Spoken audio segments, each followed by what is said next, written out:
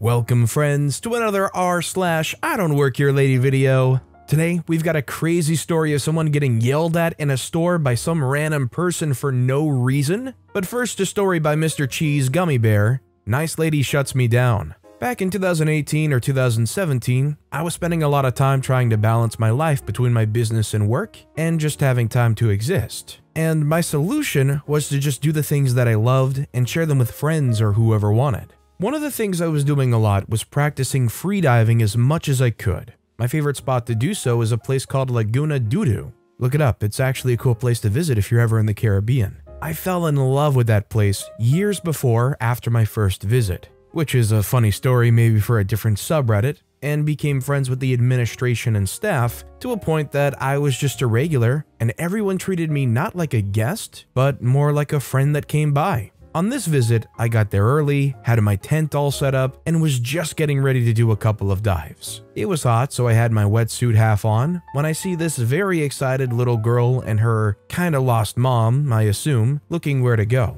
Because I know the staff, I know they don't speak any English, and the lady doesn't look like she knows any Spanish. I say, "Hi, English?" The nice lady says, "Oh, hi, yeah." I say, "Awesome. You look a little lost. What are you looking for?" Because the place is an open space, sometimes guests are looking for a bathroom, not knowing they just came from the only good place with a good bathroom. The nice lady says, "I don't know, we got separated from my group because I wanted to see the place, but I don't know where's what." I say, "Oh, that's easy enough. Would you like a tour? I really love this place and I'm on my way down anyways." I lower myself down to the little girl's height and say, "Would you like to see the Tano Cave?" The little girl's eyes light up and she looks at her mom with that, can we, mom?" I look at the mom too, and she just gives me a smile and nods. A little context about the place. It was originally just empty land that the owners used to farm and keep their ostriches. With time, the owners saw the potential for tourism and adapted the place for visits, and they've been improving ever since. It's the only cenote type lake divided by land, but still connected by underwater caverns, naturally in the Caribbean. According to the owners. There is one in Mexico, but it's man-made. So when you come in and pass the ticket gazebo, you can only see grass, trees, a 20-meter cliff going up, a little rock wall, and a path that takes you to the bigger gathering area. Not knowing that past that little rock wall is a 10-meter drop to a beautiful waterhole. To keep it short, we walked around. I gave them all the info I had, like the one I just mentioned in the above paragraph, explained how and what to expect, and some recommendations from a regular on how to really enjoy the place, and ended back in my tent. I forgot my flippers, and this is where the "I don't work here lady" moment happened. The nice lady says, "Oh my god, thank you so much for this. It was so helpful." She then extended her hand to me with the equivalent of a $20 bill in it. Me, looking at the money a little confused, said, "Whoa, what is..." Then it hits me, "Oh, no, that's not necessary. I don't work here, ma'am. I just really love this place and don't mind sharing what I know. It's..." The nice lady cuts me off. "You've been extremely nice to us. You deserve this, please." I say, No, it's okay. It was just me being me. It's not necessary." So we went back and forth like this for a little while until she gets this look on her face of, "Okay, you little brat, I'll show you." And in a quick decisive motion, she puts the money in my right hand, closes my hand in a fist, and without missing a beat or letting go of my hand, pulls a $100 bill from her pocket and says, "You either keep that or I'll give you this." She stares me down for a second and I'm in shock. Then in a proud manner she goes, "That's what I thought," proudly smiles, humphs, and starts walking off. The little girl says bye, and just like that, I snap out of my shock thinking, did she just threaten me with more money? And it worked? And that's it. The only time I've been shut down by a person by the threat of more money. To the nice lady at Dudu, if you ever read this, well played, well played. If you were in a place that you did not work at all at, but loved so much that you were willing to share and help people out and show them around a little bit, and they offered you a tip afterwards, would you take that tip or would you deny it? Let me know what you would do in the comments down below. Our next story is by Finskill. "I haven't worked here in 8 years. I worked in a pharmacy part-time when I was in college, and then full-time for a year when I graduated. I quit to take my first real job in January 2013, but I had a great relationship with the manager and my colleagues, and I was asked if I'd be interested in working one Sunday a month for some extra cash, and to stay on the books in case real job didn't work out. I agreed, and for about a year, I covered occasional Sunday shifts whenever needed. My manager left in 2014 and a new one came on board. He understood the arrangement and said he'd keep it going, but I didn't hear from him for a couple of months. He rang me one Thursday to see if I could cover the Friday. I again explained that I only really did Sundays when needed. He accepted that, and I never heard from him or anyone there again. Fast forward to a few weeks ago, at least 8 years since I last worked a shift there, I get a call from the HR lady asking me if I was still available to work. I said no, explained what had happened, that I'm not interested in Sunday retail shifts. HR lady says fine. In that case, she needs a letter of resignation dated back in 2014 for their records. I say no, I'm not doing that, I never resigned. I was made effectively redundant as I wasn't offered any hours. She says if I don't submit a backdated letter of resignation, then I must still be available to work. So, can I send her my available hours Monday through Sunday between 9 to 6? I say nope, not doing that either. I'm not available to work. She's repeating that I either resigned back in 2014 or I still work there. I say that none of them are my problem. I never resigned, so I'm not giving her paperwork to that effect, and I no longer work there. It's not up to me to correct their records for them. She told me she couldn't understand why I had a problem backdating a resignation, and in the end, she told me she was ending the call because we weren't getting anywhere. I've checked all my tax certs and allowances dating back to 2013, and because I transferred all my tax credits and allowances over to my new jobs, there's no effect of my 0-hour contract from the pharmacy. It was just weird that they clearly had realized I was a floater in the system and they didn't have a procedure in place other than insisting I was still an employee and I had to either officially quit or else make myself available to work some shifts. I'm tempted to see if I'm due any severance or holiday pay for the years I worked there but didn't work there, just out of spite. I don't really understand what this HR lady was trying to do. Sure, it would work out if somebody was nice enough to be willing to backdate some fake resignation. Are their hands totally tied if somebody like OP's just no, not doing any of it, good luck, bye, click? It probably isn't worth the hassle, but it would be pretty funny to find out if they were due some kind of holiday pay or bonus or something, just as a total technicality. Our next story is from Omega Wolf, aka Killer. She was nice, but weird interaction. For some background, I have a heart condition and use a wheelchair for balance to help in large stores when I know I'm gonna feel a bit shakier. The wheelchair I use is one that I can't push myself. I'm not supposed to do heavy physical things like that, so I have a family member push me, usually my fiance or my mother. Today, it was my mother. On to the story. We were in Walmart in the clothing section, and this lady walks over to us asking where the men's socks were. She was addressing my mom, who was looking at some hoodies behind me and my wheelchair I was sitting in.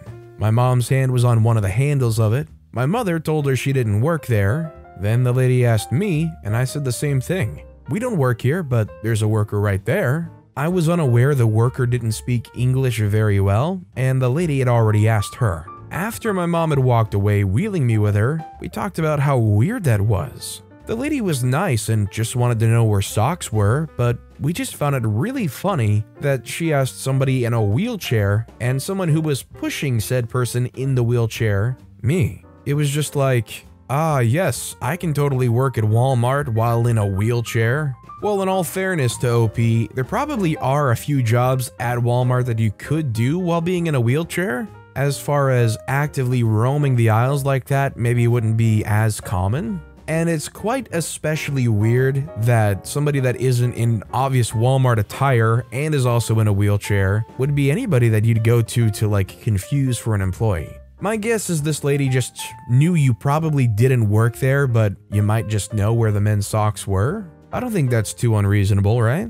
This next story is from Phil DeVio, the Karen that wasn't. Let me preface this by saying that this isn't my story, it's my friend's, but I was with him at the time it happened. We were at the shopping center buying stuff for our annual camping and fishing summer trip a couple of years before the world went mad, as both of us were already almost done with the needed goodies and just had to buy some extra cans, one folding camping chair, and possibly a thermos. I can't recall the exact things to save my life, and it doesn't really matter. We were in our off-road outfits. Leather, boots, camo clothes, and backpacks. An older gentleman was in the same aisle as us. His cart was left a little away from him, as he didn't want to push it all the way. He was using a walking cane. He then approached us and asked us where the croissants were, as we'd already passed the food area, and we also knew that in order for him to get there, he would have to limp over to his cart and then all the way back to us and then to the other aisle. My friend asked him if that was his cart. The gentleman nodded and pointed at it. My friend then said,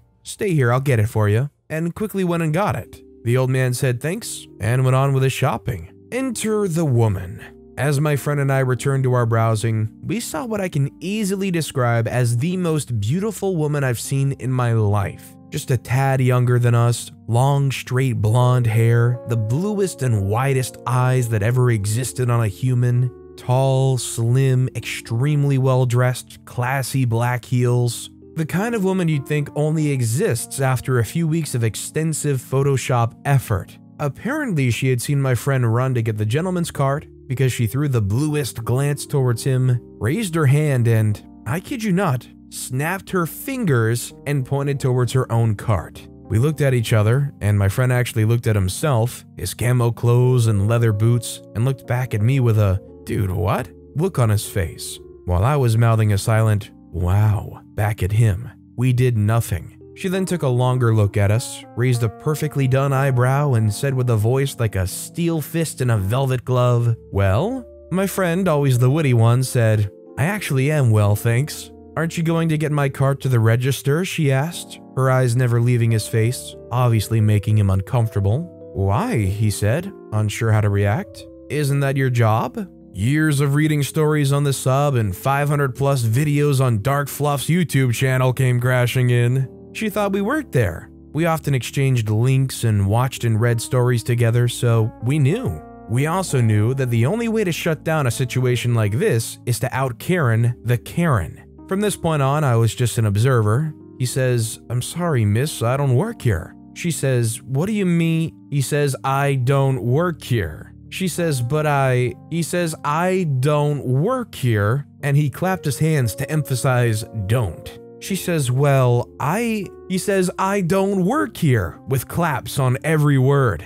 She puffed, turned around on her heels, and started walking away so fast, it looked like those 1000% sped up jump scare gifs. She got like 50 feet away, then she stopped and walked back to us. I thought to myself, holy hairy jumping crap balls, here we go again. She said to him in a stern voice that demanded attention, "Listen." I braced for impact. She took a breath and said, "I just wanted to apologize." My brain gears screamed, begging for some WD-40. Like, Karen apologizes? What? I can see my friend is as baffled as a giraffe at a typewriter. He says, "There's no need." She says, "I'm sorry." He says, "Really, miss, it's not." She says, "I am sorry." He says, but.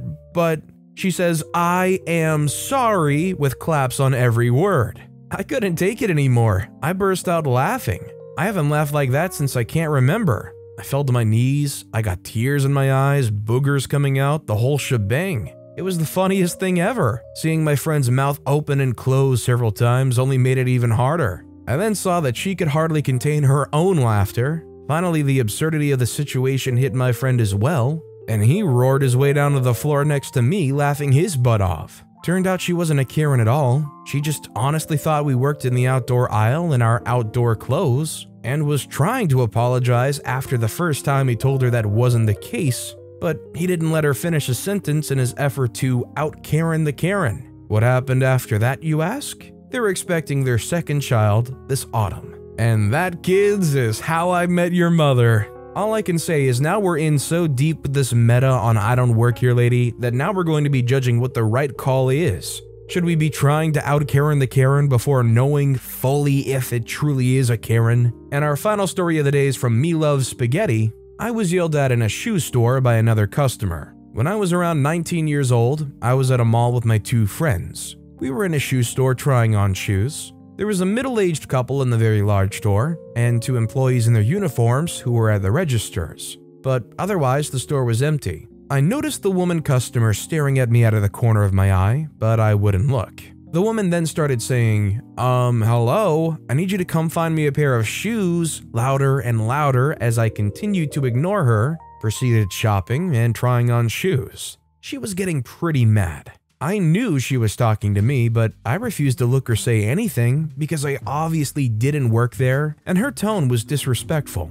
I was wearing a sundress, high heels, and had my purse, so I'm not sure why she thought I was an employee in the first place. The employees were wearing matching uniforms, certainly not dresses with heels, and they were clearly standing at the front of the store at the registers. Well, I refused to look over, and she started getting really nasty. Hey you, I'm talking to you. What the heck do you think you're doing? I need your help.